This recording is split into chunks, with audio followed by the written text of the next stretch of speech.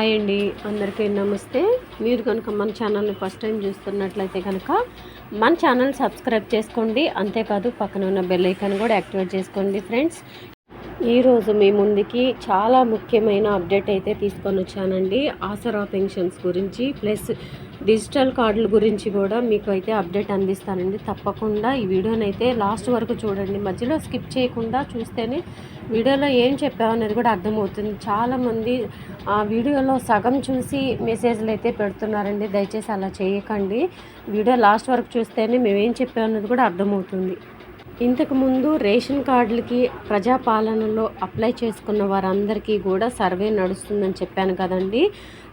3వ తారీఖు నుంచి అయితే పైలట్ ప్రాజెక్టుగా కొన్ని జిల్లాలు అయితే ఎంచుకున్నారండి.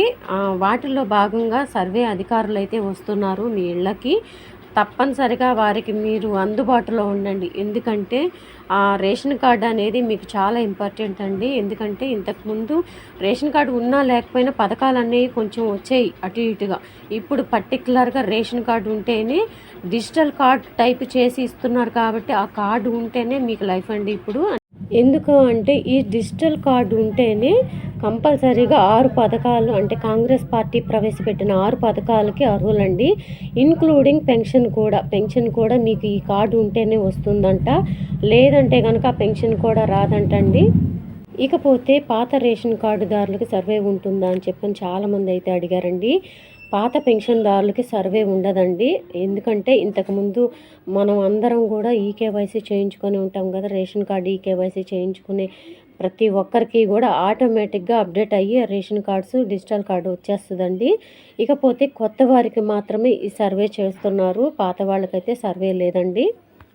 రెండవదిగా ఇప్పుడున్న రేషన్ కార్డులు అన్నీ కూడా కట్ చేస్తున్నారండి. ఇప్పుడున్న రేషన్ కార్డులు ఇంకా పనిచేయవు. డిజిటల్ కార్డు టైప్ ఇస్తున్నారు కాబట్టి పాత రేషన్ కార్డులు అన్నీ కూడా బంద్ అయిపోతున్నాయండి. ఇంతకుముందు రేషన్ కార్డు లేకున్నా కానీ పెన్షన్ తీసుకునే వాళ్ళు చాలామంది ఉన్నారండి. పెన్షన్ వచ్చినాయి చాలామందికి.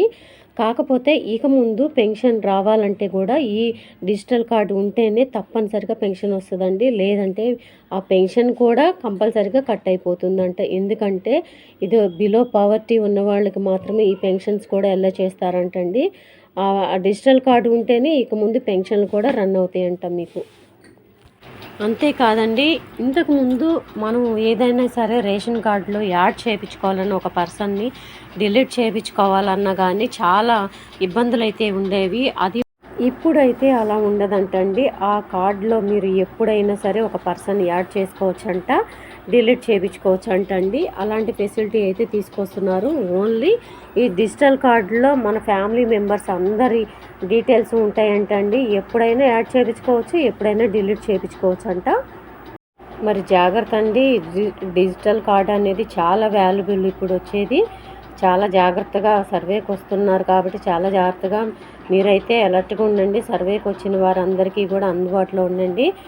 ఈ సర్వే అనేది కొన్ని జిల్లాల్లో మాత్రమే చేస్తున్నారు ప్రస్తుతానికి. తర్వాత పైలట్ ప్రాజెక్ట్ కంప్లీట్ అయిపోయిన తర్వాత ఇక అన్ని జిల్లాలకి వస్తారండి. మీరైతే అలర్ట్గా ఉండండి.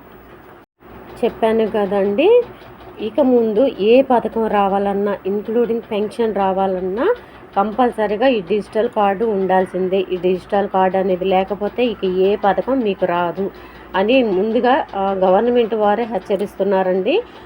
అందరూ అలర్ట్గా ఉండండి. వీడియో నచ్చితే కనుక ఒక చిన్న లైక్ ఇచ్చి మీ ఫ్రెండ్స్కి, ఫ్యామిలీ మెంబర్స్కి అందరికీ షేర్ చేయండి.